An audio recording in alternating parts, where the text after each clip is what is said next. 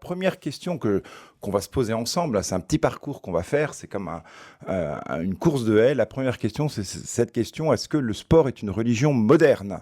Et en tout cas, le sport est une réalité humaine, ancestrale, très ancestrale, et qui a été un peu revalorisée par le baron de Coubertin, aidé par le père dominicain Didon, on en a beaucoup parlé à cette antenne, quand il a souhaité le renouveau des Jeux Olympiques à la fin du 19e siècle, inspiré par le développement du sport en Angleterre, et puis cette volonté un peu de relever la jeunesse de France. Et le père Didon a été appelé au secours par le baron de Coubertin, qui était un helléniste, un esthète, un psychologue, pour voir aussi cet apport chrétien et catholique sur le renouveau de cette réalité. Et ce qui est très intéressant, c'est que le père Didon a dit, j'allais dire au père de Coubertin, au baron, à Pierre de Coubertin, allez-y, j'en serai, je vous bénis.